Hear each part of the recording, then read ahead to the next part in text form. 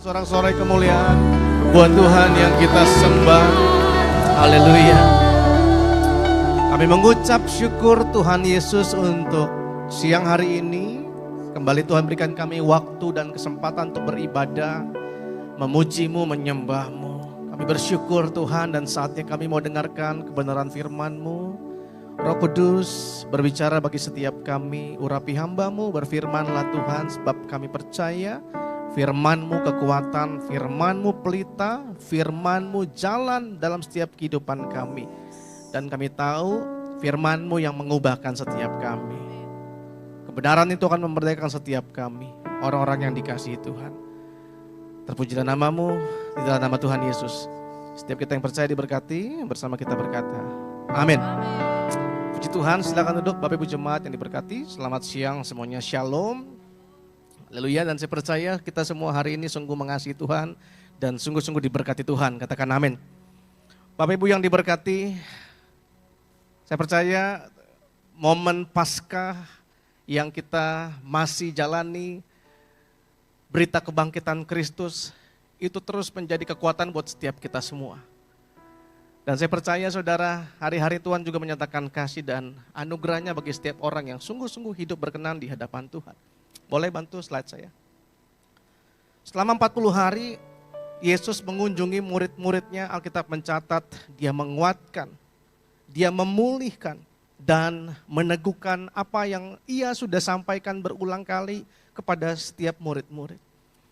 Filipi 3 ayat yang ke-10, ini menjadi sebuah renungan buat kita pada siang hari ini. Mari sama-sama kita baca 3, 2, 1. Yang kuhendaki ialah mengenal dia, dan kuasa kebangkitannya dan persekutuan dalam penderitaannya, di mana aku menjadi serupa dengan dia dalam kematiannya. Bapak Ibu Jemaat yang dikasihi Tuhan, hari-hari ini Tuhan mau setiap kita untuk terus mengenal dia. Mengenal pribadinya lebih dekat lagi, lebih dalam lagi, dan juga kuasa kebangkitannya. Saudara, saya percaya keadaan kita hari ini, kalau kita flashback kepada hidup kita yang lalu, mungkin kalau saya berikan ruang testimoni kesaksian, akan ada banyak orang akan cerita bagaimana dulu kayaknya nggak bisa seperti ini rasanya. Tetapi hari ini Bapak Ibu mungkin hari ini sudah memiliki keluarga, punya anak, punya pekerjaan yang baik. Dan tanpa disadari, semua itu kita harus akui karena ada kuasa kebangkitan Kristus. Amin. Sebab ia hidup, maka ada hari esok. Minggu lalu kita semua sudah diajar bagaimana kita semua adalah berliannya Tuhan. Kita ditebus oleh darah Kristus yang mahal. Itulah sebabnya hari ini kita hadir untuk memuji menyembah Tuhan, beribadah. Ada sebuah tulisan di media massa di Nashville, Amerika Serikat. Menceritakan tentang seorang nenek bernama Ella Craig. Usianya 81 tahun. Dalam tulisan itu dilaporkan bahwa nenek ini, si Ella Craig, selalu pergi ke gereja setiap hari Minggu selama 20 tahun tanpa absen satu kali. Bayangin ya, 20 tahun. Kalau dihitung, setahun ada 52 minggu. Kali aja, 1000 lebih, kurang lebih hari Minggu. Dan nenek ini gak ada bolong satu kali minggu pun. Mungkin gereja di sana ada absensi kayak guru sekolah minggu kali ya. Lihat ya, atau ada yang mantau. Bayangin 20 tahun. Nah, ini membuat sebuah pembelajaran dan perenungan bagi orang-orang yang memperhatikan. Makanya akhirnya para jurnalis mencoba untuk nulis. Lalu dibuatlah pertanyaan-pertanyaan, ditanya kepada orang-orang terdekat. Pertanyaan pertama, apakah nenek Ella Craig tidak pernah punya teman di hari Minggu yang menghalanginya untuk pergi ke gereja? Lalu pertanyaan berikutnya, apakah nenek Ella Craig ini nggak pernah sakit kepala, demam, flu, nggak enak badan di hari Minggu? Lalu ada pertanyaan lagi, nggak pernah kasih nenek ini pergi di hari Minggu? Nggak pernahkah si nenek Ella Craig ini terlambat bangun di Minggu pagi? Karena ini di Amerika. Atau nggak pernah nggak turun salju, cuacanya berubah-berubah. Dan ada satu pertanyaan, apakah selama ini nggak pernah ada yang menyakiti hati si nenek yang membuat dia akhirnya nggak pergi ke gereja? Dan ada banyak pertanyaan-pertanyaan dan artikel itu ditutup dengan sebuah kesimpulan pertanyaan. Apakah ada alasan yang dapat menghalangi nenek Craig untuk tidak pergi ke gereja? Jawabannya adalah sama sekali tidak ada. Saudara yang dikasihi Tuhan, jadi jika di hari Minggu, hari di mana Tuhan berikan kita waktu untuk rest, dan kita enggak hadir kebaktian di gereja, padahal tidak ada satu alasan pun yang menghalangi kita, pasti ada yang salah dengan kita. Saya berdoa biar di hari-hari ke depan, di minggu-minggu ke depan, jemaat di tempat ini khusus yang di ibadah 3. Mau hujan, mau apapun, mau sakitnya baru ya kecuali terbaring, betul ya. Apalagi sekarang kan kita bisa, ya kalau terbaring sakit ya bisa via online.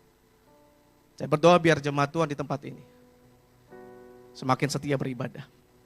Amin. Tidak ada alasan untuk kita tidak pergi untuk menyembah Tuhan. Saya sebenarnya bawa Rubik di tas saya tuh. Ya. Saudara tahu ini apa Rubik ya? Rubik ini berbicara tentang sesuatu yang sulit, difficult. Kalau Bapak Ibu kita putar-putar gitu ya, suruh susun sampai rapi gini, ada yang jago? Mungkin ada. Tapi kalau Bapak Ibu lihat ya di YouTube, di pertandingan-pertandingan internasional, bahkan ada yang lebih rumit lagi, ada yang bentuknya persima dia. Ada yang shape-nya beda lagi, saudara. Dan saya punya teman kemarin punya anak di Malaysia, dia main-main kotak-katik. Dia bisa ngebenerin yang udah itu tuh kurang lebih sekitar 10 sampai 13 menit.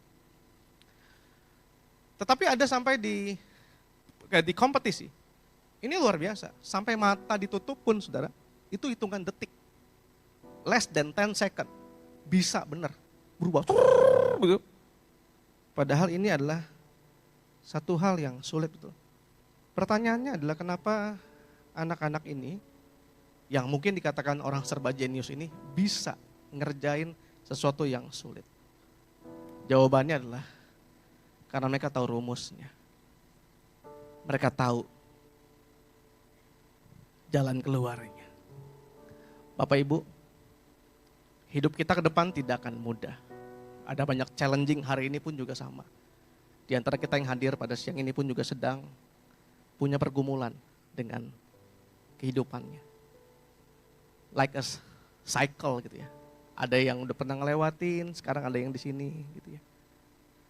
Tapi saya mau kasih tahu, sama seperti kita sulit untuk ngerjain Rubik ini.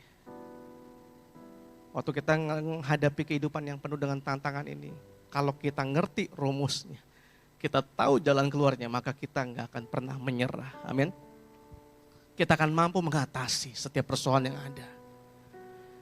Kalau saya berikan ruang testimoni lagi, pasti banyak yang bisa cerita. Tahun lalu ditolong Tuhan, 2 tahun lalu pernah diselamatkan dari kematian. Ada banyak mungkin yang disembuhkan dari sakit, dapat promosi, dapat pasangan hidup dan sebagainya, betul? Artinya apa? Kalau dulu Tuhan tolong, sekarang pun Tuhan tolong. Dan sampai kapanpun Tuhan akan tetap tolong kita. Katakan amin. Bapak Ibu, ini loh rahasianya. Orang percaya kalau mengerti the secret bagaimana menang kehidupan ini, itu gak ada alasan buat tadi ya. Bete, ngambek, males gereja, banyak kali lah alasannya. And ya usually every reason is reasonable, masuk di akal semua. Firman Tuhan berkata, firman-Mu itu pelita bagi kakiku dan terang bagi jalanku. Hari-hari ini saya percaya biar kita terus makin mengerti untuk hidup dalam kebenarannya. Tubuh jasmani banyak orang ya dilatih, dikasih makan. Hari-hari ini gym, usaha ya fitness, ya cukup menarik gitu. Banyak orang juga olahraga sport, ada yang running, ada yang sepeda.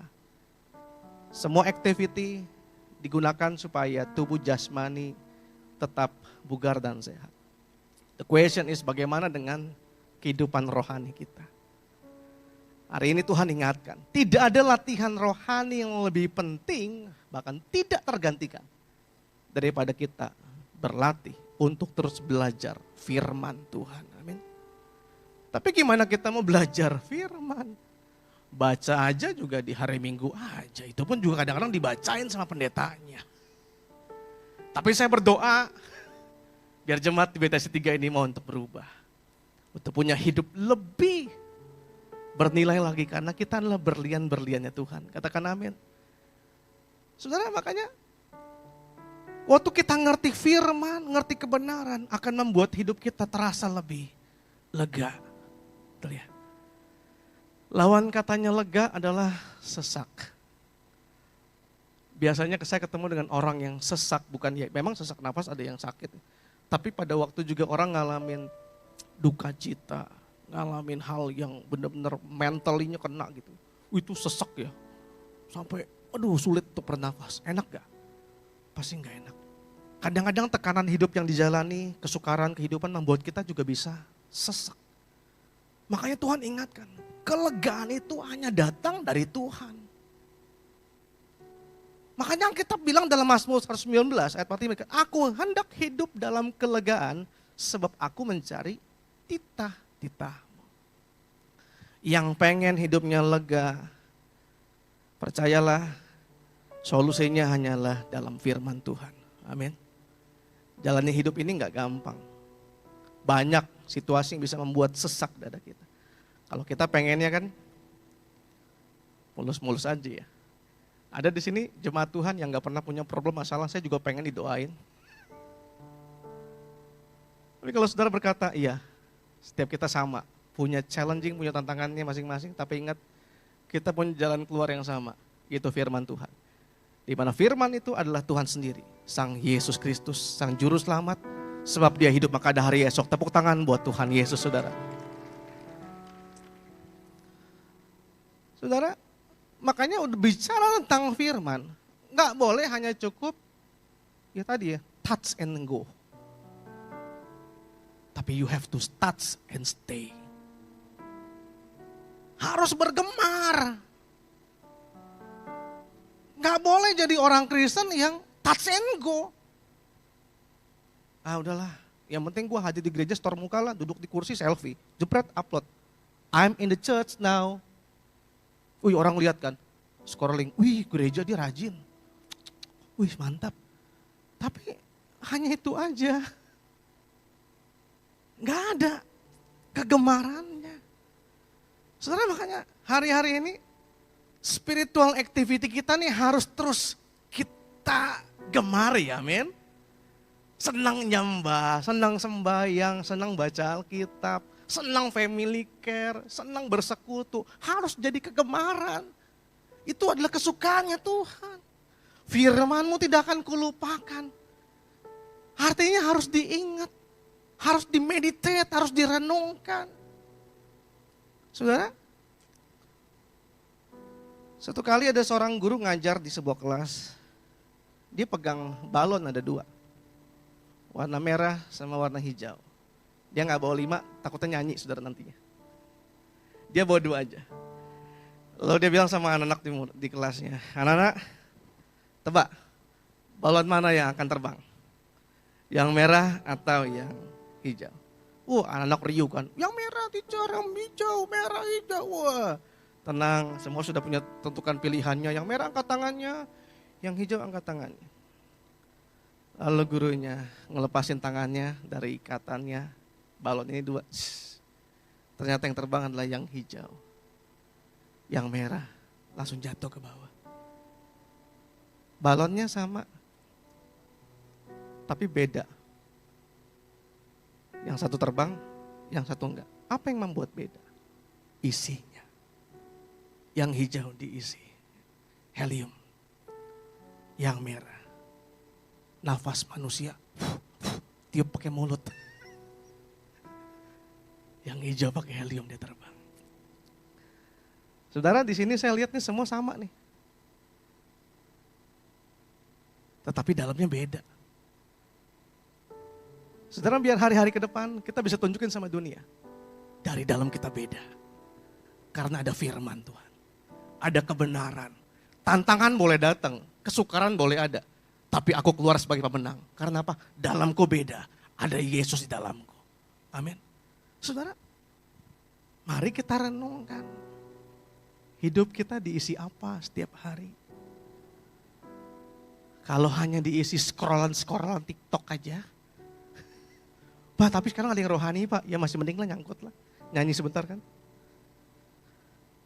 Saya berdoa biar setiap kita mau untuk terus memperhatikan keadaan. Amin.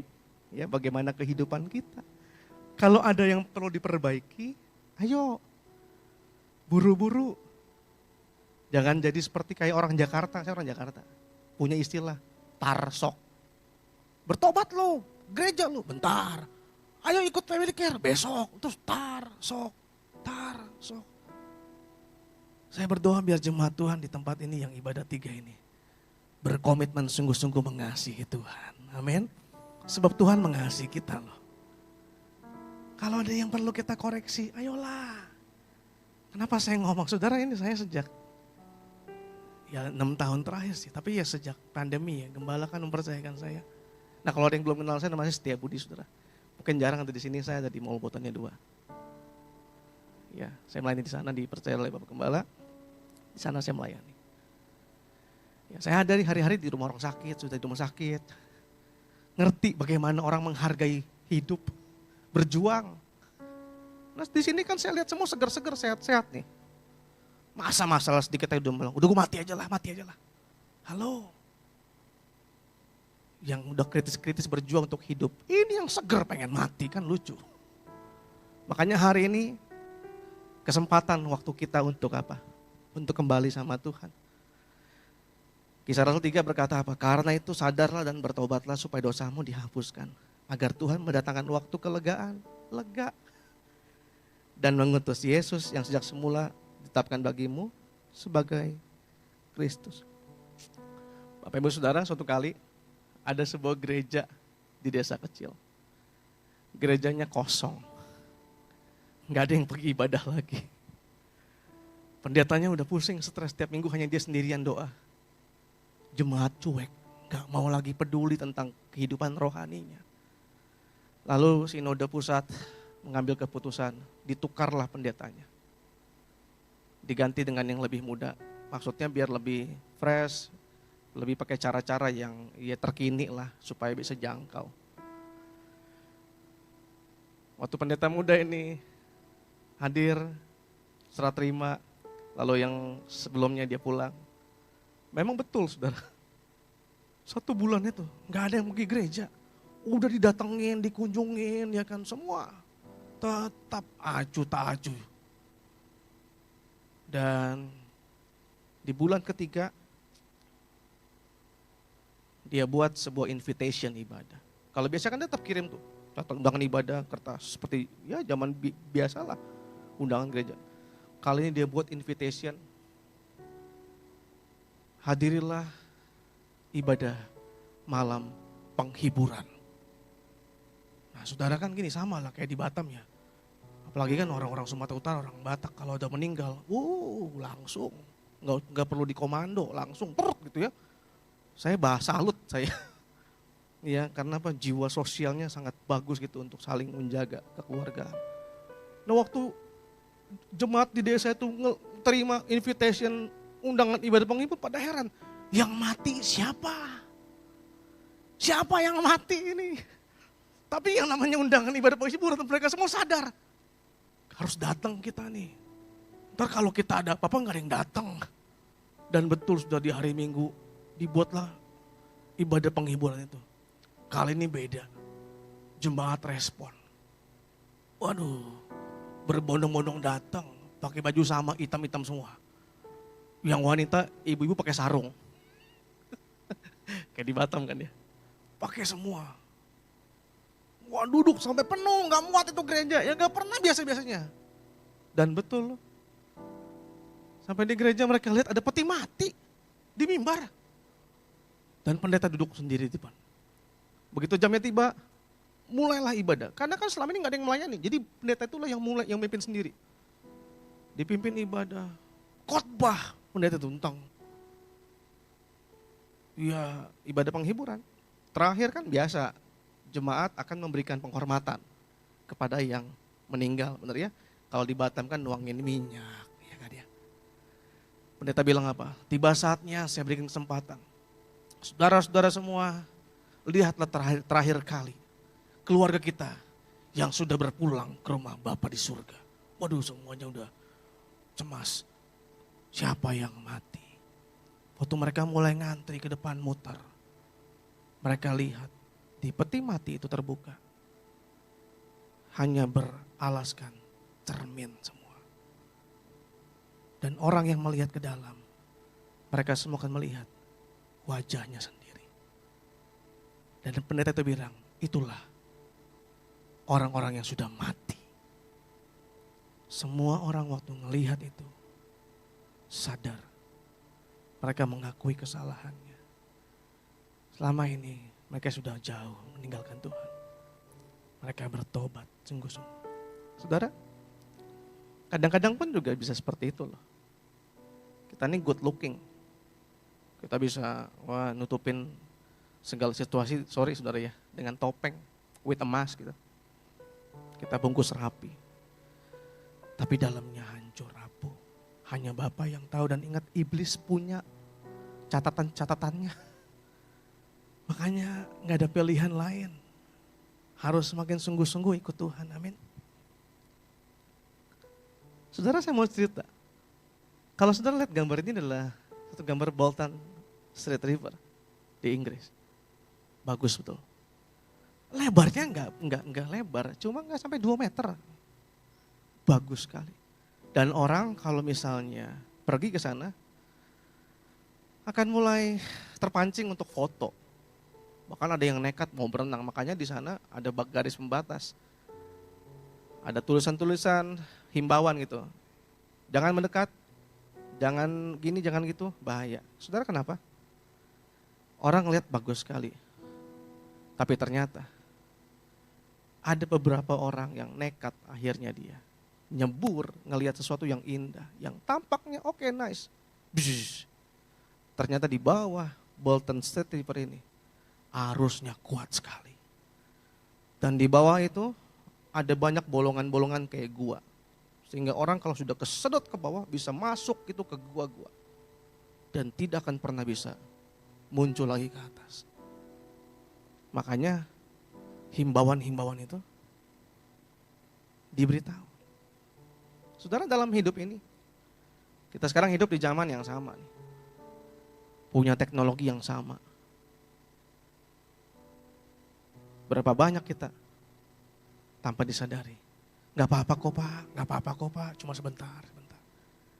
Tapi terjerat, banyak orang terjerat, anak-anak muda kita terjerat. Anak kecil terjerat, benar? Dengan teknologi segala macam. Ditambah lagi sekarang ada banyak pengajaran-pengajaran sesat yang sepertinya nih bagus-bagus. Dulu kita pernah dihebohkan dengan hyper grace. Sekarang muncul lagi yang namanya Kristen progresif. Yang hanya bilang cukup berbuat baik aja, enough. Come on. Kalau hanya berbuat baik aja, Yesus gak perlu mati. Saudara, Amsal bilang apa? Ada jalan yang disangka orang lurus, tapi ujungnya menuju maut. Itulah sebabnya kita perlu firman. Tinggal dalam hidup kita. Kebenaran harus menjadi kegemaran dalam hidup kita. Saudara, jangan sampai kita, gak apa-apa lah. Tadi ya, Nenek Ella Craig itu gak ada alasan satupun yang membuat dia gak gereja loh. Oke lah, umur dia tua kan ya, 60 tahun dia katakanlah gak ada yang ngajak dia jalan segala macam, makanya dia gereja. Ya bukannya gak boleh kita, gak jalan gak apa. Tapi ingat, hati ini akan terus masuk masa pengujian. Sebab Tuhanlah yang menguji hati. Amin. Saudara, ada sebuah tulisan dari seorang hamba Tuhan bernama Richard Owen Roberts. Menulis, saudara, tanda-tanda dari orang percaya yang sedang mengalami kemunduran rohani. Saya bacain aja ya. Yang pertama, bila doa tidak lagi menjadi bagian yang terpenting dalam kehidupan orang percaya, dia sedang mundur. Ya, udah nggak pernah doa lagi, makan nggak pernah doa lagi. Udah nggak pernah lagi, doa kan disebut sebagai nafas hidup orang percaya, udah nggak pernah ingat Tuhan lagi. Hati-hati, tubuhnya sih ada di gereja. Gitu ya, tapi ya tadi, udah dua. Bila seseorang tidak lagi mempelajari atau menekuni Alkitab dan sudah cukup puas dengan apa yang sudah diketahui tentang Alkitab, dia tandanya sedang mundur. Ketiga, bila pengetahuan Alkitab yang dimilikinya diperlakukannya sebagai pengetahuan belaka, tapi tidak diterapkan dalam hidupnya sehari-hari, dia sedang mundur. Tahu firman, suruh mengasihi, suruh mengampuni, tapi nggak mau dilakukan. Be careful. Bila pikiran seseorang nggak lagi berpusat pada perkara rohani bernilai kekal, itu peringatan. Diajak family care, saya nggak tahu nih. Ya. Saudara, banyak testimoni loh dalam kehidupan kelompok sel. Banyak sekali. Tapi kadang-kadang tadi kita, males lah. Saudara, hari-hari ke depan bukan akan semakin mudah. Makanya yang di dalam harus makin kuat. Kalau kebaktian di gereja, nggak lagi menggugah hati. Ibadah gitu kan, tapi firman yang numpang lewat aja, udahlah. Kita sedang mundur. Bila kegiatan olahraga, rekreasi, hiburan, terus mendominasi hidup, sehingga lupa untuk sesuatu yang bernilai kekal, be careful. Kamu sedang masuk trapnya si jahat, jebakannya iblis. Ingat, penyesalan datangnya belakangan. Kalau di depan namanya pendaftaran. Selalu. Ya. Jika saudara melakukan perbuatan dosa, termasuk dalam pikiran, tapi nuraninya nggak gelisah. Oh, udah pasti. Tahu salah nih, tahu dosa, tahu nggak benar. Mendukakan hati orang lain, tapi nggak apa-apa, nggak macam. Gue bisa tetap melayani kok, bisa tetap di gereja. Hati-hati saudara. Karena trapnya iblis, itu bisa menjerat kita anytime. Kalau hal menimbun harta mendominasi pikiran dan hidup harusnya gitu. Semua yang dikejar adalah duit. Saya punya keluarga, semua. Gak ada waktu untuk hal apapun. Duit, kejar terus. Akhirnya sakit. Begitu sakit bilang sama dokter, berapapun harganya, biayanya, bayar. Kan ngapain sekarang saya tanya. Kumpulan duit banyak-banyak gitu kan, akhirnya untuk apa? Bayar ke dokter. Perjalanan hidupnya enggak dinikmati. Imannya enggak bertumbuh. Bila keinginan untuk menjalani hidup kudus tidak lagi menguasai hidup dan pikiran, maka kita sedang mundur. Yang 10 nih. Kalau saudara sudah terbiasa nyanyi lagu-lagu rohani tanpa menjiwai kata-katanya, sedang mundur loh. Lihat, lagu-lagu diciptakan oleh komposer-komposer itu penuh dengan makna, apalagi lagu-lagu Pak Niko. Betul-betul meaningful sekali.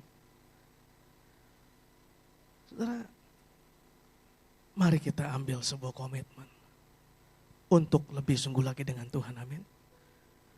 Supaya ayat ini enggak menjadi bagian kita. Dikatakan banyak orang yang terdahulu menjadi yang terakhir. Dan yang terakhir akan menjadi yang terdahulu. Saudara, saya berdoa agar kita hari ini punya sebuah komitmen untuk cinta Tuhan lebih lagi, amin. Sekarang gereja kita kan punya sebuah misi yang lagi bangun House of Mercy. Saya ada di sana, saya ada di COB sebagai yang ada di lapangan. Nah, kalau Bapak Ibu kadang kalau lihat laporan-laporan, foto mungkin lihat muka. Sebenarnya saudara itu just for report ya, karena memang kan ini kan yayasan harus laporkan kegiatan. Ya. Jadi bukan wah ini Pak Budi enggak seperti itu. Ya. Apalagi zaman pandemi kemarin ini, ya hidup kita, saya ada dengan beberapa tim gitu ya. Udah kayak telur di jung tanduk, udah maut hadapannya gitu. Nongkrongnya di rumah sakit terus. Istri saya dari samping tahu benar, suatu kali saya makamin orang, handphone saya nggak lihat, banyak sekali miss call, banyak sekali pesan. Kenapa? Yang dimakamin ini menurut konon katanya adalah, wah virusnya banyak sekali. Lalu pesan terakhirnya, tolong ini Budi pulang ke rumah dimandiin, disiram di luar rumah. Dan betul saudara, saya nyampe rumah, istri saya standby di depan dengan selang. Stop that, disiram saya di depan. Ya kan? Ya saya nikmati aja. Nolongin orang di rumah, jemputin ke rumah sakit yang saturasinya tinggal 50 aja. Udah gak napas tuh udah. Dan sekarang ya kita banyak mendampingi orang-orang yang layak untuk dibantu. Kebanyakan belum jadi percaya, tapi ujung-ujung jadi percaya Tuhan. Itu udah pasti. Ya, karena apa? Kasih menutupi segala sesuatu. Saudara, makanya ini adalah satu project berpartner dengan Tuhan. Saya encourage Bapak Ibu Saudara. Ayo, ada di dalamnya. Kan juga ada sekarang kan announcement untuk invitation untuk bergabung. Ayo, join. Saya ada di sana. Kita akan sering ketemu nanti. Ya, kita akan sering ketemu. Saya tutup dengan kisah ini. John Stephen Akhwari. Olimpiade 68 di Meksiko. 56 tahun lalu berarti ya. Zaman itu drone nggak ada. Belum ada WA. Belum ada SMS. Bluetooth nggak ada. Dan Olimpiade dimulai dalam perlombaan maraton. John Stephen Akhwari ini berasal dari Tanzania. Dia ikut lari maraton. Berapa? 40 kilo lebih, 41 ya. Maraton. Dar. Stadion orang nunggu gitu. Kan ada atletik itu dan mereka start di garis start mereka dilepas. Ternyata di kilometer 18, John Stephen ini ngalamin kecelakaan. Kakinya bermasalah. Kakinya sakit. Dan teman-temannya ngelewatin semua. Dan si John Stephen ini tetap dia jalan dengan terseok-seok. Dan saudara tahu, kan biasanya kan maraton ya 2 jam selesai itu. 2 jam ya kurang lebih. Ya, 2 jam lebih lah. Di stadion sudah ketemu juaranya. Semua sudah selesai. Sudah pengalungan medali. Tapi John masih terus lari sambil jalan. Terseok-seok. Acara udah selesai semua.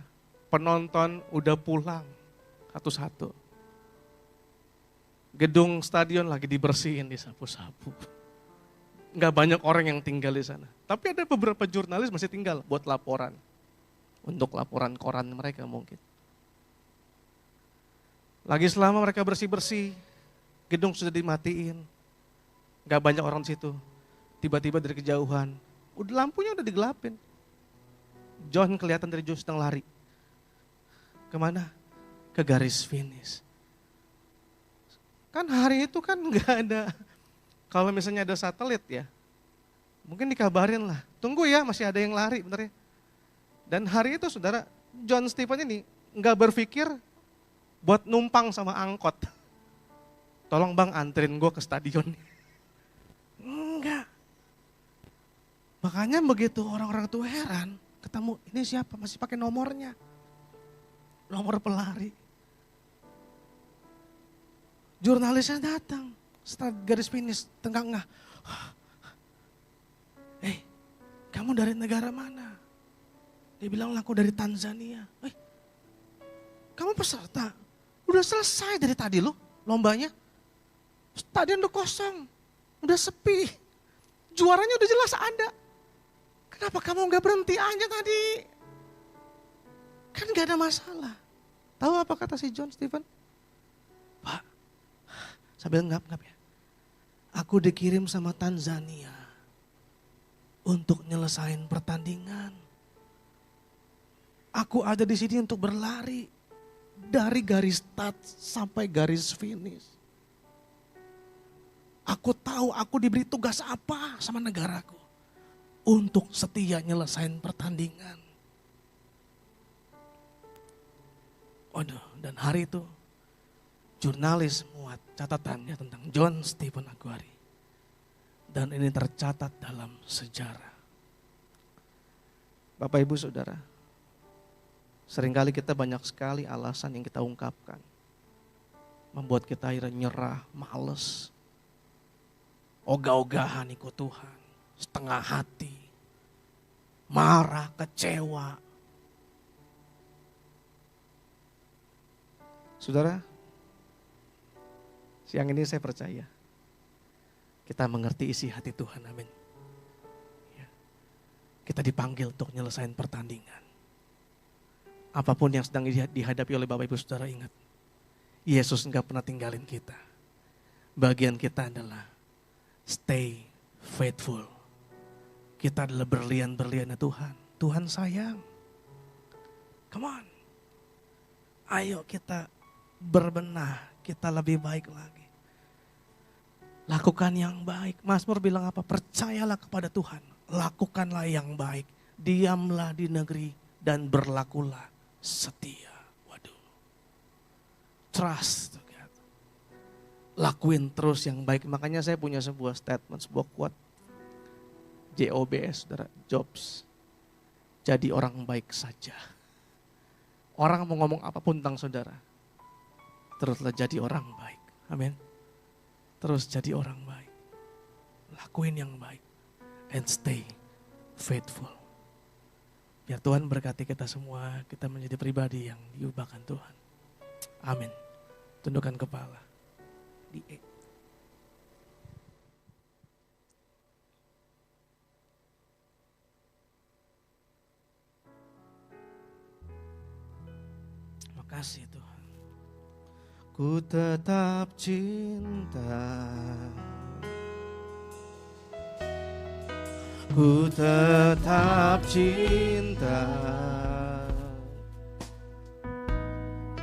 walau badai datang menerpa, ku tetap cinta, ku tetap setia. Amin. Ku tetap setia, walau taufan datang menerpa, ku tetap setia. Angkatlah tanganmu. Terlalu banyak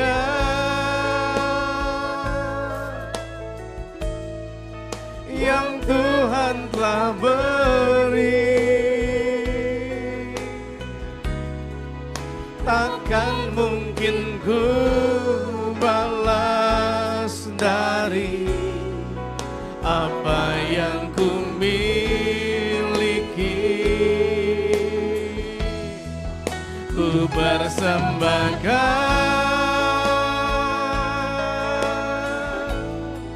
seluruh hidupku, biar ku tetap cinta, biar ku tetap setia untuk selama-lamanya. Sama-sama kita berdiri semuanya. Terlalu banyak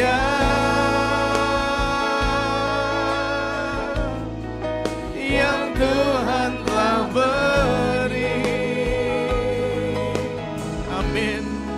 Takkan mungkin ku balas dari apa yang ku miliki. Persembahkanlah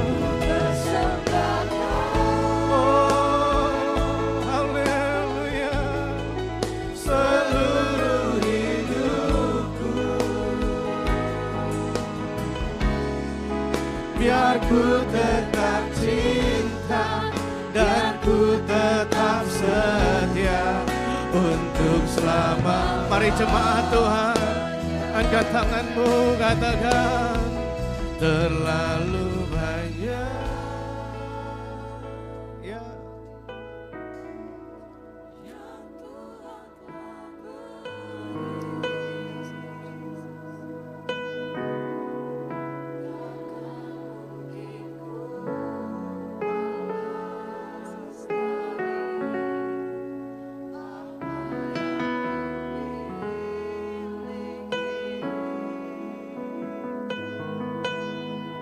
Persembahkan,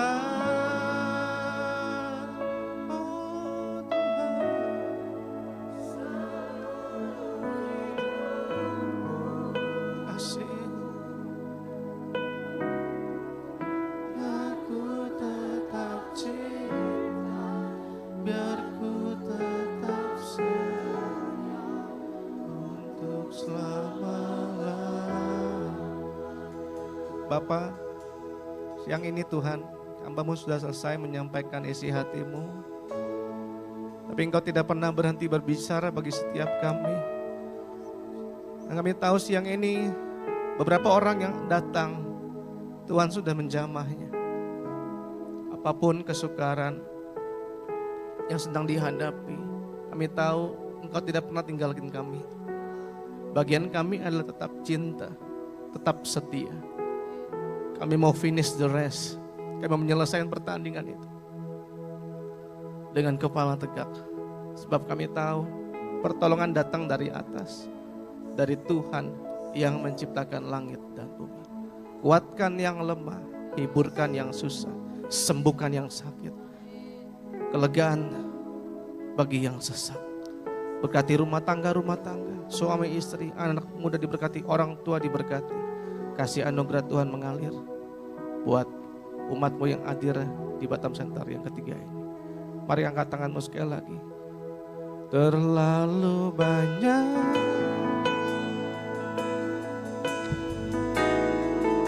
yang Tuhan telah beri, takkan mungkin ku balas dari apa yang ku miliki.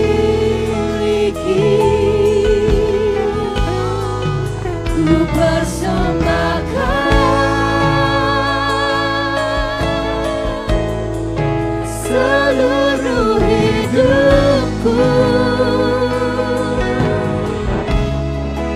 biar ku tetap cinta, biar ku tetap setia untuk selama-lamanya. Ku tetap cinta, biar ku tetap cinta.